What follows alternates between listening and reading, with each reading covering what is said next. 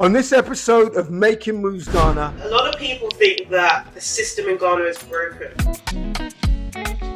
which to some extent it is. But it's within those cracks that I believe there's opportunities. right, I sit down and have an up-close and personal conversation with British-Ghanaian Lorraine Wright. Lorraine is the founder of Diaspora to Home and her event, Roots to Revenue, where she's helping the diaspora buy and invest safely and securely in Ghana's booming real estate. When you watch shows like X Factor and Britain's Got Talent, The Voice, you see artists and you see backing choirs. Yeah. They're from my company. I supply those. We've actually been to Simon Cowell's house before as well. So check out this episode, Making Moves Ghana, with me, Julian Ace Ansah. Lorraine, welcome to Making Moves in Ghana. It's a pleasure to have you on the show today. Thank you. Thank you for having me. Even though we're in the UK, right? Yeah. We're making moves, but we're in London. That's true. As I always say to people, part of it is, you know, making moves in Ghana is reaching the wider global diaspora. So we're also looking at people's stories in the wider diaspora. So we want to hear your story today, and you know, it's quite fascinating, and I'm sure it's going to inspire and encourage a lot of people that might be watching right now about, you know, what's the attraction or what's the appeal of, you know, starting something in Ghana. Right. But before we get to Ghana, I want to get into a bit about yourself. Okay. So tell the people who you are, where you're originally from, and a bit about your background so they can get to know Lorraine. Okay, firstly, thank you very much for having me. I'm honoured. And yeah, so I am Lorraine, obviously, and I was born in the UK. So I'm British-born Ghanaian, born in a single-parent household. I'm the eldest of three. And first to go to university, I grew up in southwest London. I grew up in Brixton. Those times it was pre-gentrification, you know. It was the times where you're going out, to be very honest, in a bulletproof vest. Right. Like literally, you know. So, but now, thank God that things have changed. I now live mainly in the Croydon area in South London. Right. And yeah, so I've studied my undergraduate at Brunel University. I then went on to do I then started a full-time job, or started my career in the corporate world. My world so far has been largely around the digital project management space. So my undergraduate degree was in IT. Okay. After that, went on to go and work for a management consultancy company called Accenture. Actually, prior to that, I went to live out in the States for about a year. Okay. Whereabouts in the States? I lived in Chicago. Okay. So I went there, and then I came back to the UK, worked with Accenture, and then after Accenture, I then landed a job with UBS, the company I currently work for, which is a financial services company. So can I just ask you a question right there? So I also work in the tech space and the tech industry. So for anyone who's watching, you know, so black females in tech or wanting to get into tech, how has that experience been for you in terms of carving your career? Question. Maybe some of the challenges or perceptions, you know, because you know there are challenges you know, within that industry. Oh, absolutely. Oh, well, absolutely. I think for me, I've been blessed, I would say, to have got to where I've got to. For me, as I said, I did my undergraduate in the digital space anyway, so in IT. So naturally, I was going to progress into the tech space anyway. But I think right now, I think it's no time like the present right now to be a black female. There are so many initiatives out there, especially for black females in tech space. Right. I know at UBS, for example, we do a black girls coding day and things like that. There's a lot going on. So I think it's an amazing time for young black individuals to get involved in tech. Tech is the future. Yes. And I think it's just, you know, you can either teach yourself or go on courses. There's so much out there. And I just think it's an area right now that I think even if you might not physically work in the tech space, having an understanding of it, I think, is very important. Because it's an integral part of everyone's everyday life. Absolutely. Everything we do, from the Uber that jump into to ordering their delivery food. Absolutely. It's all tech. Yeah, that's it. That's it, indeed. Okay. So yeah, so I mean, it's a great area to work in, and I think it's you don't have to be black to be in the area, is what I'm saying. But you know, there is so many initiatives out there and opportunities out there. Yeah. That's great. So you're working in the corporate space. For a lot of people, that might be the goal. Look, I want to get into that corporate career job. Right. I'm earning that kind of 5-6 figure salary. It enables you to do what you need to do. You can go on the holidays, etc. So, what's been your motivation? Because there's so much more to what you do and what you're about. So you've got that going. What was the other drivers for you? So for me, as you mentioned in the intro, I do a lot of side hustles, right? And those are what actually keeps me going. Right. Now, in terms of where that kind of came from, I come from a family that is a working class family. Haven't really run their own businesses. It's just been kind of muddle along and just, you know, hand to mouth. Right. Now, I actually think that motivated me to kind of change that narrative in my family. Okay. But I think the main trigger was when I was around 16. And you know, from a Ghanaian household, you have to wake up every Saturday morning and go and clean. You've got a chore. So my chore was cleaning the bathroom and the toilets. Okay. And I absolutely hated it. So I actually said, look, I'm going to get a job. I don't want to be here on a Saturday morning because I know I'm going to have to go and do that chore. Clean the house. Yeah. Exactly. So I was like, the moment I hit 16, got my NI number, I was out the door trying to find a job. Right. So that was your gift. Exactly. Say, I don't need to do the chores. Exactly. Some money. You're either studying, or you're doing chores. You know, you know those Ghanaian households. Like, I've seen so many memes where you can be sitting there as a child doing nothing, and your parent is just watching you. Like, you should be doing something. You know what I mean? Not wasting your time. Exactly. So I didn't want to be at home doing nothing. Right. So that inspired me to go out and work, and just in the retail, I mean, I was in the retail company, but I progressed very fast. I was 17 and I was managing the place after, you know, after a year or so. So I saw I had a knack for management. I had a knack for getting things done. I had a knack for business. You know, even though it's retail, you're looking at how do you upsell things. You're looking at how you deal with customers. You're looking at, you know, these are things that are fundamental when you run a business. Exactly, right? So anyone who's an entrepreneur understands these are core areas. And you don't just, sometimes you do have to have that working for someone else experience in order to know some of this, right? So did my first retail job, went on to my second retail job, and then started university. But I was able to then realize I was developing another skill. I was doing university, but I was also progressing. I was progressing well at uni, but I was also progressing well in the retail job. So I realised that, oh wow, I've got a skill for managing different things and doing it quite well. You know, I had straight A's at universities, but then I was also supervised in my retail job. You know? So I learned very early on there are things I can do and handle multiple things at different times. So that again inspired me. But then when I was at university, I went to Brunel University for my undergrad. And going there, I was around a lot of people that were from similar backgrounds as me. And they had the hustling spirit. Like, I felt like the hustling spirit was there at Brunel. And because a lot of them, given that they were either from working class backgrounds like myself, we just had a natural drive to try and achieve.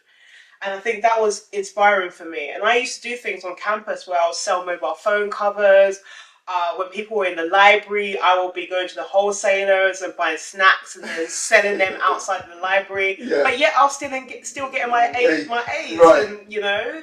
So this was the natural kind of organic development of you being the side hustler. Because you had these things going from a very early age. And what I realised, which is the main thing for me, is that I get bored doing just one thing. And I think, if I was to do one thing, I feel like I'll be depressed. So naturally I was picking up this. And that just progressed into, okay, Lorraine is able to do multiple different things and have that on the go. So my main side hustle that I think started everything for me was my baby University Gospel Choir of the Year. Which is the competition that I've been awarded in the MBE for. And this competition has been running for 10 years. That's all about giving a platform for university choirs to showcase their talents on a national scale. So that's something that I launched in the UK 10 years ago, and then subsequently launched it in Ghana as well. That's incredible, because to also be recognised, you know, in terms of a contribution to the community, to all those like talented gospel choirs, and you've created a platform for them to develop and showcase their skills and talents. How did that start? For me, it started because I've always been part of choirs. So Right, okay. I love sing. Well, I'm not the best singer, but I just love. I love being in that environment where it's a communal. Just singing as a group. Yeah. I think for me, it's inspiring. It's uplifting. Yeah. And got to university, I was part of a gospel choir, but never found an opportunity to go and showcase our talents outside of the four walls of the university. And one Christmas, I was watching my favourite movie, Sister Act 2, and I was like, wow, oh my gosh. So if anyone remembers that film with Whoopi Goldberg and Lauryn Hill, and Whoopi Goldberg had pulled together a choir of people from very different backgrounds. Yeah. We took it over into Ghana and it blossomed there. And naturally, what started to happen is people will call me because they're looking for choirs, they're looking for singers. So I started getting phone calls from people like X Factor, Britain's Got Talent, The Voice. They were all looking for talent. They were looking for choirs. When you watch shows like X Factor and Britain's Got Talent, The Voice, you see artists and you see backing choirs. They're from my company. I supply those. So that's what I do in the UK. We have a talent agency that has been birthed from that called UV Talent. Right. So that birthed from the competition. Correct. In terms of the people who've really done well in that competition can now be part of that agency and then have representation and then bigger platform. Exactly. So that's been running. That's been running for about 5-6 years now as well. So So do you have you met all the kind of Simon Cowell and some of the team? You know, you bump into them when you're going in the corridors and you're going to but Dermot O'Leary is the one that we absolutely love. Like every time we see him, we're just, you know, he's amazing. He's so you get to see them, but you're there for a job. You're there to supply talent, right? So, and I stopped going a few years ago with the choirs because it's hard work. So literally the whole day. You know, for your rehearsals and things like that. So, but you get to see them. We've actually been to Simon Cowell's house before as well. There was one Christmas where we were asked to do a TV ad, so we had to go into his house and go and record that. So that was really good as well. That's cool. From that, you know, you've got recognised and now you've been awarded an MBE. What does that mean to you? And I'm sure your family have been... I think for me, it's humbling, but it's also validating in a way, because I've actually sewed a lot into it, not only putting my whole life down and sacrificed my time, as you can. I mean, if I have to be somewhere for the whole, you literally take out your whole day to do this. You're not the one that's going on stage, you're letting other people go on stage, but you're coordinating everything, right? So I've sacrificed a lot. I've sacrificed my finances. I mean, I've done it because it's without the talent agency, the gospel on its own, the competition, it's not revenue generating in that sense. So you're sacrificing a lot for, you know, all of the things that you need to have in place. So I've put in my own finances, but then finally to get some kind of recognition, it just has that, you know, reassurance that Lorraine, keep going. You're doing right. You're doing the right thing. So I think for me that was the most important thing. So it's giving you that validation, because that's something that money can't buy. Absolutely. Absolutely. So that's amazing. So let's move into your kind of endeavours in Ghana. You said, you had the gospel choir starting in Ghana. For people watching, so for me, the first time I ever went to Ghana was, I remember I flew on Ghana Airways. Ghana Airways existed. That was back in like 1985, 86. It was myself, my brother and sister, and my mum sacrificed, like you, single parent raised. But my mum made that sacrifice and made sure we had that experience.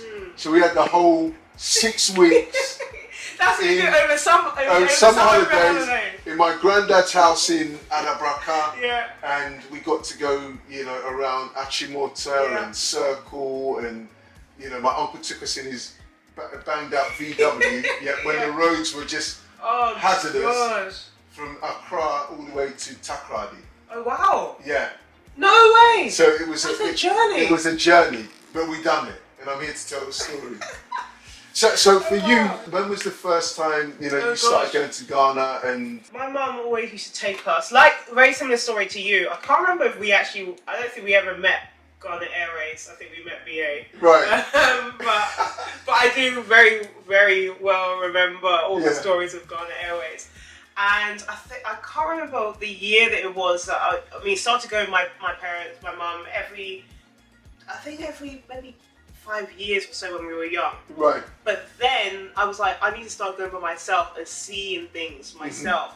So around 2011, I started going to Ghana alone. Like when I say alone, like with friends. Yeah. Where you just see things. And hang out, yeah. No comment. So you start to see things in a different light. Like you said you went to your uncle's house. I did all of those things. Like we go and stay in our uncle's house. You do the trips. You go in the car. Yeah. You go to Kosombo. You go and do this trip, Cape Coast, etc., etc. So, but then I was like, not from any bad place or anything, but you want to experience it for yourself. Yeah. Right? So started going with friends. Actually, maybe it was 2012 that I first started going with friends. Right. Initially started going for Easter, and I actually prefer Easter period over Christmas period. Okay. So we started going over Easter, and then starting to go every year. It was just building up, and it became more frequent in the years. So I started going every couple of times a year as well. Then it became, at one point, it was like 4 or 5 times a year. Wow. So I just love going. Okay. And when I go, you see something different, you see something unique, and I think it was because I started going without family, I started to open my eyes to opportunities. Right. And that's where everything began to unfold. Okay. So you saw the opportunities, and again, great opportunities, especially for us coming from, the UK, the US or Europe, etc. What we're earning here is far outweighs, the kind of and that's the struggle. The kind of salaries that people are making in Ghana. So there's opportunity for us to be, create jobs just from the place we're at. Yeah, I think one thing I'll preface this with first is to say that a lot of people think that the system in Ghana is broken, which to some extent it is. But it's within those cracks that I believe there's opportunities. Right. And I think it's quite important for you to go and see that and not going like, oh, it's broken, or you want to go and fix it quickly, because then the opportunities won't necessarily be there. Right. It is, unfortunately to say, the fact that there is a lack of regulation, the fact there is a lack of this, it's because of that, because there's a lack of maybe recycling, because there's a lack of this. It is in that lack where those opportunities lie. Come, And so I think, however, I think for me, what took me to Ghana was mainly initially with University Gospel Choir of the Year. That helped me to broaden my network because I was reaching out to universities. I was physically going in to meet vice chancellors.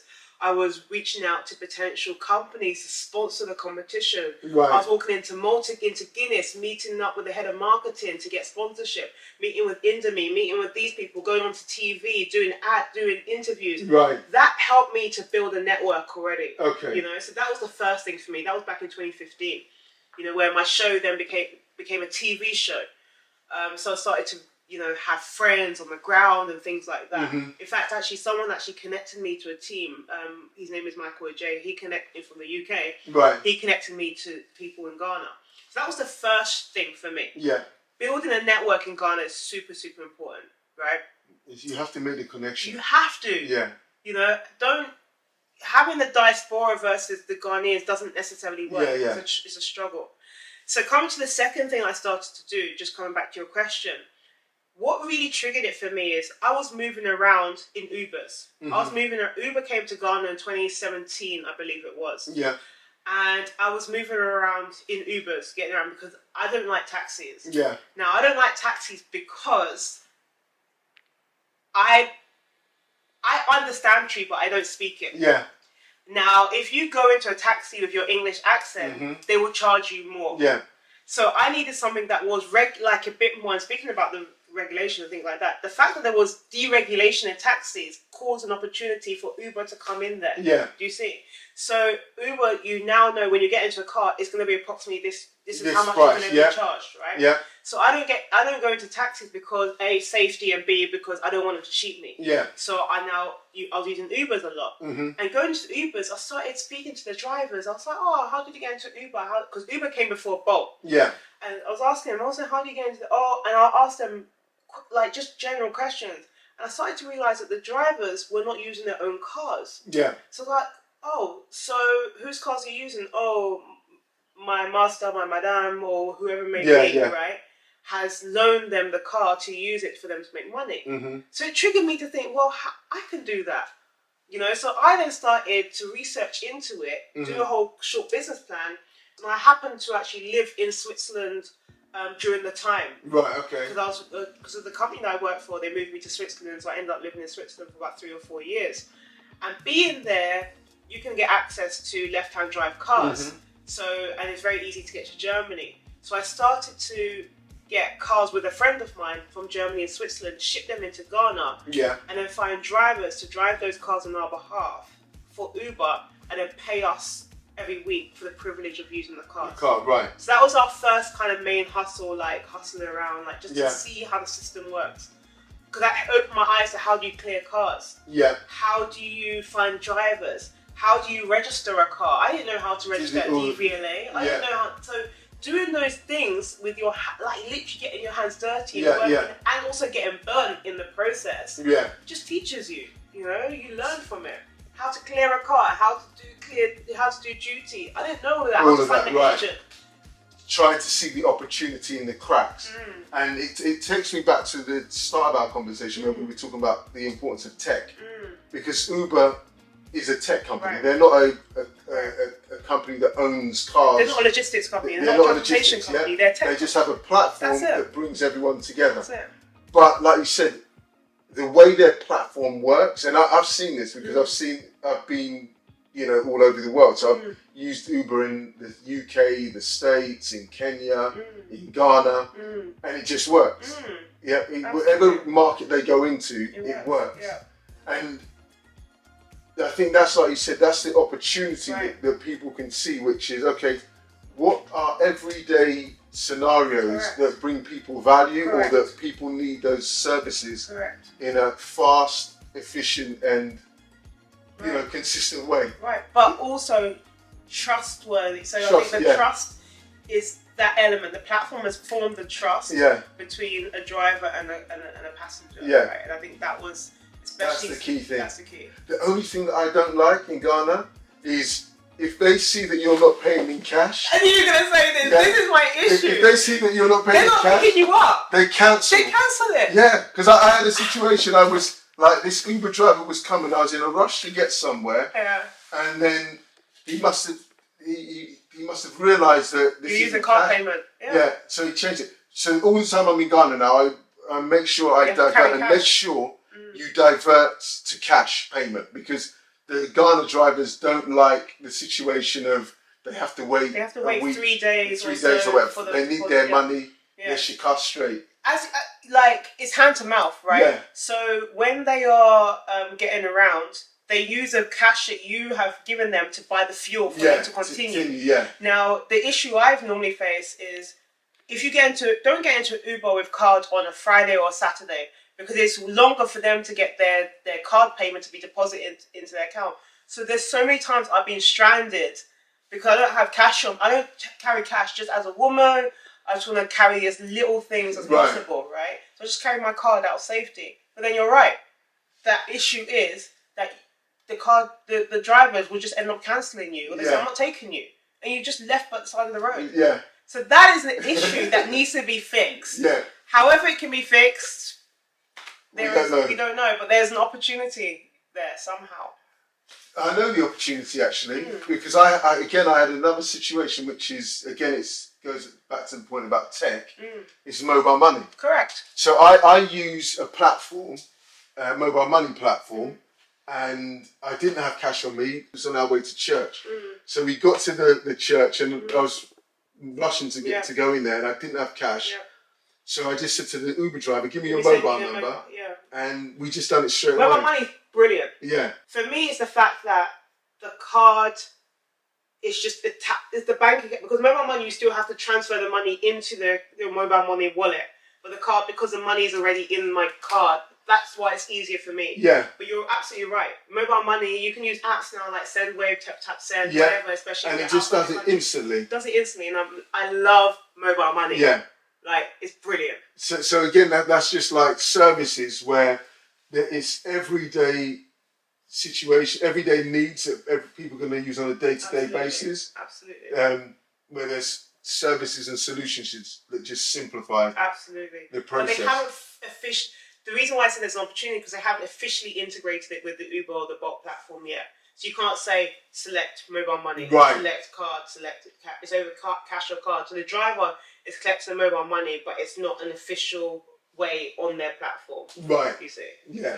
Let's move into you've got an Uber kind of opportunity business that you're doing, which is incorporating the whole cars. I believe you have now kind of systemized that, so you now offer that as a service to people. Yeah. So if there's anyone who's kind of saying that really sounds interesting, what Lorraine's doing, is it very profitable or is it challenging? It's challenging. I think you can make profit based on two things: economy of scales and having the right system in place. Right. Because it's challenging because the drivers don't pay. Okay.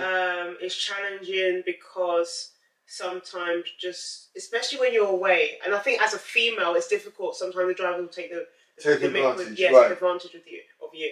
So systems that I started to put in place is giving it to a man to kind of manage. Right. But then that man's incentive is coming out of my revenue or my profit, or my margin. It's challenging in that sense, I think. But if you're not there, the drivers take advantage of you. They don't pay often. Maybe car's broken, it comes off road. You need to then go and find a mechanic. The mechanic sees that you're English, might charge you more. Mm-hmm. You know, it's just a lot. Right. You know, so this business model is ideal for people who are maybe looking, who are going on the ground. On the ground. So we're seeing that kind of, I call it the kind of black renaissance going on in Ghana. Yeah, where people are going over. Yep. If you're looking at a kind of, a cash flow business. While you're on the ground, that can this will work for you. Passive, well, not passive, but give you some cash flow. Yeah. But you can also be involved in managing it in a way, like say, like a landlord. Correct. Who's managing the house. That's it. This is an ideal kind of opportunity. There. It is. It is. Yeah. I think so. But if you are out of the country, like I mainly am, it will be quite challenging. But I also think it's a good starting business. Right. And I think it's a good starting business because you learn so much. Mm-hmm. You will get burnt. I promise you that. That's the one guarantee I have. Learn the hard way. You got to learn the hard way. Yeah, and then you can progress from there. Yeah. It's kind of like you can graduate. You can induction things. That's it. Yeah, absolutely. So Lorraine, tell me all about your beauty salon. How you got into it. Mm-hmm. Where you saw the need and what has the whole experience been like? So someone watching that might want to get into that niche can kind of understand what it entails. A lot. So for me, as I said, I was travelling back to Ghana around Easter time, most years.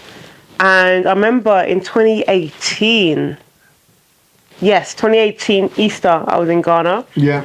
And I just so happened to go and visit, and I normally go and visit a pastor of mine just to go and say hi and just pray with him, things like that. And at the time, I was really seriously contemplating business and things like that to do in Ghana. And you know how it is in Ghana, like time is just not a Ghanaian construct, you know. My meeting with him was at 12, but I didn't end up meeting with him until 2 or 3 o'clock. So I was sitting in the lounge area, the pastor's lounge, and waiting to meet with him.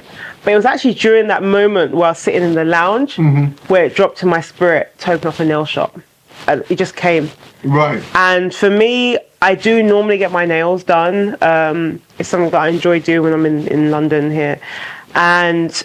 But it never crossed my mind to do anything like that in Ghana. Okay. Although I think what it coincided, that same time where it dropped to my spirit to open up one, it coincided with me breaking a nail and then trying to figure out where to go and get it done. Right. But I was of the opinion there wasn't that many nail shops out there, to be fair, but maybe they weren't as accessible as I thought they would be. So I was like, well, let me just start one up.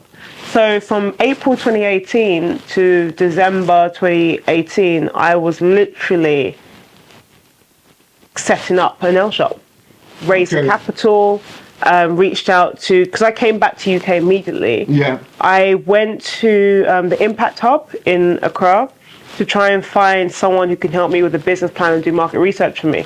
So I went to the Impact Hub, I reached out to the CEO at the time, and he put me in touch with someone who was able to do business plans and market research. And I think that's super important. I know a lot of people in Ghana are entrepreneurs, but being an entrepreneur doesn't necessarily make you allow you to run a business. Right. I think they're two separate things, being an entrepreneur and running a business, right? Because Richard Branson and Elon Musk run businesses. All of us could be entrepreneurs. I believe there's a stark difference between those two. Yeah, okay. And because an entrepreneur, most cases, the business is relying on you. You can't go off to Necker Island or go off whatever and go and do stuff for, and not the business still operates around. Correct. The heart of the business and how it runs. So it would have been very easy for me to go and find and do everything myself. I wanted someone to come and help me pull a business plan together, do the market research, and do this properly. Right. So I paid him thousands of dollars, literally, to because I'll come back to the UK to go and scout Accra, look for the best locations, go into nail shops, go and get he's a guy. He went to literally go and get pedicures and manicures done on my behalf, take pictures to see what the experience was like and work out how I can craft my niche, work out the area I should be in, look at my pricing strategy, all of that, come up with my 5-year business model. So he literally did that for me. Right. Especially I need that to be done because I'm not on the ground. And I think with Ghana, with any business, you have to be on the ground. Yeah. So I had to trust someone who came highly recommended to do this on my behalf. Okay. So we did that, found the location, and I managed to set up. So January 2019, I was open. And it's had its highs from getting customers come to the door. But it's had its lows because running the business in Ghana, small business in Ghana, is probably one of the most stressful things I've ever been through in my life. Right. Staffing, everything. So just in terms of how the attitudes are with staffing or people come and... Attitudes of staff. Yeah. And staffing has probably been my biggest mountain to climb. Right. And kept me up at night the most. Marketing and getting business in Ghana, I think, is a lot easier than most people think. Right. But it's finding the people that you need. Having the right team of people. Correct. And I was watching a video recently from a lady who does another beauty. I think it's Colour Box. Yeah, Stephanie. Yeah. Okay. So she was saying that it's that balance of having your staff bought in. That's it. So your business is like your baby. Correct. And wanting to have your staff treating and nurturing your baby. Yeah. If we were going to talk about this on a deeper level, we'll need a whole nother episode because there's a lot to talk about on Ghanaian staffing. Right. And I would love to one day have a deep discussion with you about this. Right. But let me touch on the surface level. The issue, or actually probably it's a positive thing, in Ghana, most people are entrepreneurial. Yeah. So they kind of want to go and do something themselves. Now, I don't know, maybe I'm generalizing, but I think a lot of people have that hustling spirit in them naturally. Right? It's almost like they come out of the mother's womb and they're hustlers. You know? Yeah, we know that. Landed a fat bill of a lot of money. Right. Thousands and thousands and thousands and thousands and thousands of cities. So your advice there is don't take shortcuts. Don't take shortcuts. Okay. So with all that, and again, people watching the show right now, so what's your passion and your purpose and motivation behind that? Because someone watching might think that's a lot of hassle when, you know, you've got your other means of earning income. You don't need to put yourself through this stress. It's a good question. I think for me, it's job creation. It's wanting to be part of, right now in Ghana, the motto is grow in Ghana, grow with Ghana. So how do I become part of that narrative where I could be part of that change that's existing very fast in Ghana? Yeah. Ghana is one of the fastest growing economies in Africa. Yeah. And it's one of the most peaceful countries. It's one of the easiest countries to do business when you look at the business when you look at these indexes. And for me, I want to be part of that narrative. Right. And you mentioned, we were talking about how, we used to come every year since 2012, right? Look at the change that's happened since then. There has been tremendous change since then. Buildings have gone up, roads have been... motorway. Yeah, a motorway. I didn't even know the word asphalt roads, like where they've been tarred. They call it asphalt. I didn't know that. But anyway, it's like, I was like, you come every year, there's a change. Yeah. And how do we become part of that change? Yeah. If I can do it in my very small way by just hiring a few people, 10 individuals, and then helping them to become better themselves, how would that could just better society? Yeah. But for me, I'm looking at broad opportunities, and one that's come my way more recently is Grow For Me. Right. Well, and so that's a good lead into the Grow For Me conversation. So again, just talk to us about how you got involved with Grow For Me. Yeah. So for me, I have to take a step back a little, if I may. I'm very passionate about business. I'm very passionate about doing business in Africa. Yeah. And I studied my executive MBA at the University of Oxford, and finished that. And I was like, what am I going to do? I need to do something more substantial. I mean, I had my nail shop. I had when I came out of university, my postgrad, I was like, what can I do that's really about... Oxford is all about social entrepreneurship. It's all about doing good for society. It's all about social impact. Yeah. That was a lot of the core of the course.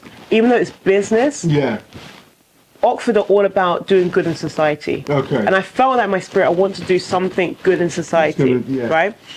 And it just so happened that someone reached out to me who was looking in Ghana. He's a British-Ghanaian, but he has a restaurant in Ghana, and he was actually considering doing business school. Okay. And someone had connected or told him about me to say, oh, why don't you speak to Lorraine? She went to Oxford, and, have a good conversation. And so I was in Ghana at the time. I met up with him in his restaurant, which is called, I should know the name of his restaurant. How can I forget the name of his restaurant? Anyway, what area is it's in Airport Residential. Okay. And we had a really, really great conversation. Yeah. But then it led up to him saying he's also the co-founder of a company called Grow For Me. And at the time, I was also very interested in how do I get involved in agriculture. In fact, before that conversation, I had reached out to the Chamber of Agriculture or something like that to just find out about how I can get some farmland and how I can start farming. Yeah. And I went on their trips, and I, was literally about to put some money down, and all of a sudden they said, no, the farmland is not available anymore. I was so I was one of the lucky ones, because a lot of people put money down and they didn't get their money back. Wow. I don't know what had happened, but I was very lucky. In terms of the timing. The timing, absolutely, because I was still on the platform and seeing so many people that were irate, which goes to show that farming, you have to be very careful, because land issues and land title issues in Ghana is very difficult. It's a big issue, and finding a farmer to do the work for you as well, who's trustworthy, etc. Now, Grow For Me is amazing for me. We've spoken about tech platforms. We've spoken about Uber, right? The fact that Uber is an intermediary, is a tech platform that marries a consumer or marries a passenger with a driver. Grow For Me is basically that, but for agriculture. Right. Uber, you get into a car that you don't own. You're using the driver that you don't know. Yeah. Grow For Me, you are using a farm that you don't own and a farmer that you don't necessarily know. Unless, like you visited the farms, you visited the farmers. Yeah. Our platform is a trusted intermediary that's marrying someone who wants to get involved in agriculture with a farmer to do it on your behalf, and taking out all the pain, like I almost went through, of going to find my own farmland and farmers and seedlings and understanding the weather conditions, getting rid of all of that. Simplifying the process. We've spoken about Uber. Simplifying the process, building that trust building a systematic approach to you get involved in farming without getting your hands dirty. And that's what we do. It's incredible because, as you mentioned, I've had the opportunity, as you'll see in some of the other clips, to be on the ground, to just see the dynamics, the sophistication as well, because, you know, the Grow For Me team are not only engaging with farmers, but they're teaching them or using the technology to bring, you know, modern best practices. Absolutely. To the whole approach in farming. Absolutely, and that's what I think I loved. So the guy that I went to, it's called Native, right? His restaurant. And when I went to go meet with him, he said, and at the time I was so excited about getting into agriculture in Ghana that when he told me about this, it was a no-brainer. I said, when are you going to sign me up now? Right. Like, I didn't even wait for anything else. I've met you in person. I know where your restaurant is. Like, you've been connected to me by some very trusted individuals. Yeah. Sign me up now. You know, is basically what I said to him. But at the time, it was very early on. It was very early stages of the platform. So I was one of the early adopters onto Grow For Me as a customer. Right. So I joined as a customer, and then I started telling other people about it, and other people came on, and I was like, wow, this is amazing. And I started asking more and more and more questions. And as I asked more questions, Grow For Me were growing as well. Yeah. And at the time, they didn't have anyone in the area of sales, like head of sales. Okay. So we came to mutual agreement, and I took on the role of head of sales for the company. So not only was I a customer, but I was also now a part of the executive team. Yeah. And so for me, I've been with the company for a year now. As a customer, I've seen financial returns. Right. So I received a 28% return on my maize sponsorship that I invested. I've seen 24% return on my sponsorship on soybeans that I've invested in. Yeah. And these are within 7 to 8 months cycles. Yeah. Right. But one thing I'll be clear on as the head of sales, past performance doesn't necessarily equal future returns. There are risks when investing. Exactly. And I tell everyone, if you're investing in something, don't invest more than you can lose. Yeah. So with Grow For Me, you can literally invest the equivalent of £25, $35, or about roughly 200 Ghana cedis into a unit of crop. Now, currently at Grow For Me, we grow maize, soybean, rice, pineapple, and they are all broken down into a unit. So that $35 I was talking about gets you a unit. By that unit, I mean we're planting seeds up to a unit. Yeah. And a unit is equivalent of 1/8 of an acre, i.e. 1/2 of a plot of land. Okay.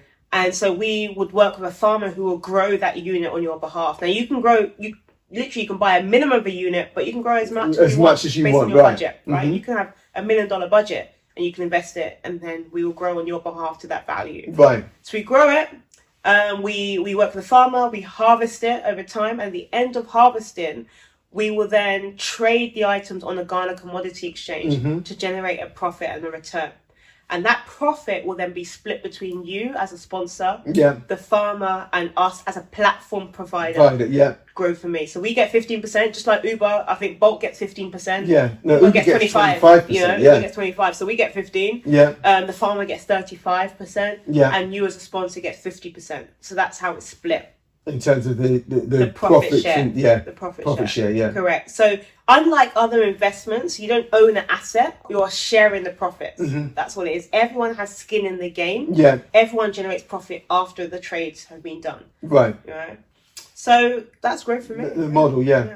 And we'll also see in other clips and other episodes exactly how the Grow For Me model works, and we'll also see and hear firsthand from farmers in terms of the difference that it's actually making to their lives, and not only just their lives but their whole communities. Because, you know, farmers are able, it's amazing, farmers are able to have a predictable means of, you know, financing coming in to be able to scale what they're doing and know, okay, I can employ some farming helpers or farming helps, which again, that's, you know, it rolls down in terms of their families, and, you know, you've then got like a whole community that's been supported through the innovation of this platform. Absolutely. So it's incredible. So what would you say, someone who's watching, you said it's very straightforward. we always have this challenge with some of the things in Africa and Ghana, which is it legitimate? Number one, there's a number of ways that we try to manage and mitigate risk. But before that, the main important thing for us is that we are regulated. We are approved organisation under the Security and Exchange Commission in Ghana, which sits under the Bank of Ghana. So for us, the fact that we are a known entity is important, I think, for anyone that's looking for things to invest their money in, look at the regulation. Right. Then secondly, look at the governing board or look at who are the people on the team, right? So there's me, you can look at my track record, you can look at the CEO, Nana, who is an experienced entrepreneur, look at the advisory board, the individuals we've got on there. And all of that is listed on our website, growforme.com. Now, the main things when it comes down to reality is that there are risks that occur with all investments. Yeah. So I can't sit here and say your money is secured. That will be a lie. You know, what I can say to you is that we try our best to manage your money in the best way to generate returns for not only you, but the farmer and ourselves. And yourselves, You know, the fact that none of us earn a profit even before we've traded is a good thing because it means that we are all in it together. Right. We're sharing the risk together. Now, one thing that we are all about is we actually use a crowd farming technique. Now, with agriculture, the risks involved are around normally weather conditions and climate, potentially pests as well. Yeah. Right? And potentially even farm theft as well. Okay. You know? Now, what do? Crowd farming tries to mitigate the issue when it comes to climate or pest. Why? Because we go to a particular region and we don't just work with one farm. We work with multiple farms in different areas. Okay. So let's say, for example, we're working on soybean, we'll go to Tamale. Tamale is a huge area, a huge farming community. And we work with multiple different farmers in that area. Because what may happen, I don't know, you know, in Ghana, you can drive somewhere, you're driving, it's raining here, then all of a sudden it's not raining, then it's raining again. Have you seen that before? Yeah. Like you're literally driving on one piece of road and then it's raining here, it's not raining here, it's raining there. It's just changing. It's just crazy in Ghana. Weather changing, Exactly. But we want to not concentrate the risk in one particular area or one particular farm, because that farm, there could be some conditions in that farm that would impact the investment. So rather we want to diversify the risk as much as possible by sponsoring multiple different farms in the area. Right. That's one thing. We do a lot of due diligence on the farmers themselves. So we work with farmers that have not less than 3 years experience working on that particular crop on that particular farmland, right? So we want to make sure that, because you could be growing on a particular soil or particular farmland, but how do you know that actually grows good maize? You don't know. To the quality yeah, exactly. I remember seeing a YouTube video and there was a farmer and the guy was standing here and he said, look, my maize is here, but look on this side, my maize is like this because of the soil content. Right. And what is growing, so you have to be very careful about where you're growing at, and to ensure that you get the right yield yield because and when it's growing. Yeah, exactly. So for us, that's important for us to do as well. We need to make sure that we're working with good land, good soil, good farmers. We actually work with satellite imagery, so we can actually monitor weather conditions as well, and then we can advise the farmers as to what they need to do particular seasons beforehand. Correct. We also work with farmers that are in farming communities. You've just spoken about the experience of going and see the farmers and how they're able to improve their community. There are what's called almost like associations or cooperatives. Yeah. So these farmers are part of cooperatives, meaning there's accountability in that community for a particular farmer. So that also helps to reduce the risk when it comes to farm theft. Right. Because all of them are working, like you said, in a collaboratively in a community, and there's accountability. So if so and so done something, you will know it affects all of us. Exactly. So these are multiple ways that we look at. We pull these together, and these are the various ways in order to build trust and to make sure there is some kind of accountability. We also partner with the Ministry of Food and Agriculture as well in Ghana. So it's a governing body, a government institution. We've partnered with them. So these are the multiple different ways we want to make sure that we're part of the ecosystem. So there is accountability and there is also transparency in terms of what's going on. The good thing about our platform is that when you log on as a sponsor, you can go and see the pictures, the progress of the farms over time as well. So that's there. So to kind of, long story short, or to answer your question directly, you know, when you've invested, these are the different things that we put in place to try our best to mitigate the risk that might happen, so we can try and generate as much profits as possible. But I'll be very clear. There has been instances where maybe the rain, for example, there's been drought. Last year in Ghana, 2020 in Ghana, there was not as much rain in Ghana as there is this year in Ghana. And so that affected crops, in fact, like it was a widespread issue. Now, we do have a level of insurance, and our level of insurance is triggered by the insurance company. So the insurance company say, yep, there is a certain level of drought, they will trigger a payout up to a certain amount. Right. So we do have that, but it's not like your car insurance where maybe, God forbid, you're going to have a car accident. You would then call up your car insurance company, say, I've had this, they will do an assessment, and then you get a new car, whatever it may be, or replacement. It's not like that. Insurance in agriculture is different. The insurance company, because they're monitoring the weather conditions and they triangulate your farmers, they can say, okay, we're going to pay you out a certain amount. And that might not necessarily cover all the principal amount, but it covers at least something. Some of it, right, okay. Now, last year, we did have an incident where there was drought and it did affect our farms. And because of that, we weren't able to generate a good return for our sponsors. Right. So what we did, in fact, is we reinvested the little profits that came back into this year's farming season. Okay. And because there's been a lot of rain this year, we've been lucky enough and are due to pay out off our sponsors in the next couple of months with a really good return.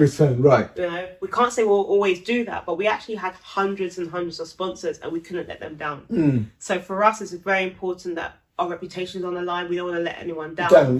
But we also want people to understand the risks involved, you know, with this. With what they're undertaking. Absolutely. Yeah. Absolutely. That's amazing. So for anyone out there, just go and visit growforme.com. You can see all the information. You can go in, you can set an account up, and you can basically start becoming a farmer before the end of this episode. Go and check that out. I'm sure I'll have also details in the information section that you can click onto as well below. So Lorraine, what does the future hold for Lorraine Wright, MBE? I'm just excited to still be part of the changing landscape in Ghana. Right. Seeing what's happening as part of this Black Renaissance, as you mentioned, and just seeing how I can give back to society. I want to create more jobs. I want to make more money. But there's a lot of opportunity. So just trying to be in Ghana as much as I possibly can. Right, okay. And then eventually, who knows, whether or not I end up being there more permanently, who knows? Right. And for anyone who's watching, you know, they're at that kind of early stage, what would you say to them in terms of, I always say to people, just come out to Ghana for a holiday. Absolutely. Just come and enjoy the place and because, you know, there are challenges. So sometimes it's not for everyone. It's not for everyone. And you mentioned something at the beginning, right, around the salary. Don't go there expecting you're going to be getting the same salary that you get maybe in the Western society. Right. It's completely different. Divide that maybe into 10. And then, then maybe that's what you're going to get. Exactly. And it goes back to you being this hustler. It means I've got to get a feel for what this environment's like, what my lifestyle is like, and what I need to do, whether that is cut back, cut back, or you've got something else that's going to supplement you from out in the West whilst you're there. Absolutely.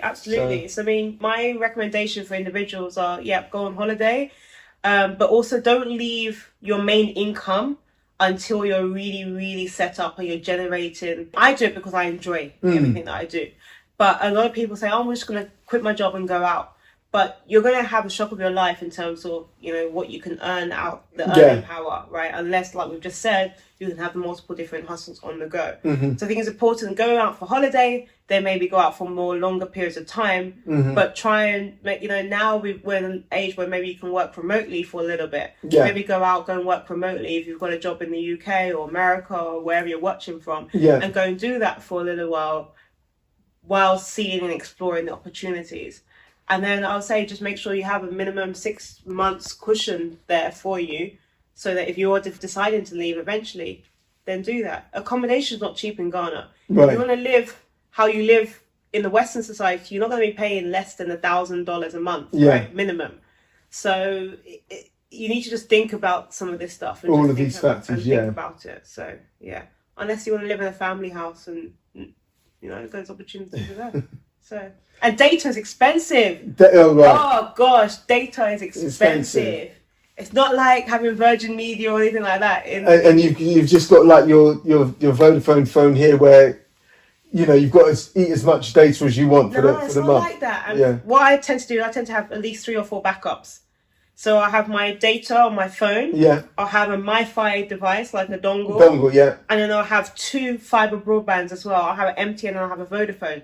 All of them have to be topped up. Right. Because you never know what may happen. Vodafone might go down for a moment, and then you then have your MTN as backup. Or then the lights will go off. The lights go off, then you don't have the fiber broadband working. Right. You can use your MiFi device. MiFi device is not as strong as a fiber. So there may be, you always have to think like this. So many different angles. But, like you said, for a lot of people and even yourself, it's that determination and that passion that you have for making that difference and making that change. Absolutely. So that is all from us on this episode of Making Moves in Ghana with Lorraine Wright. I hope you've enjoyed this episode. I hope you've been inspired by this episode and wanting to join the renaissance going on in Ghana right now. So stay tuned for the next episode with myself, Julian Ace Ansar. That's all from us. Take care. Bye-bye.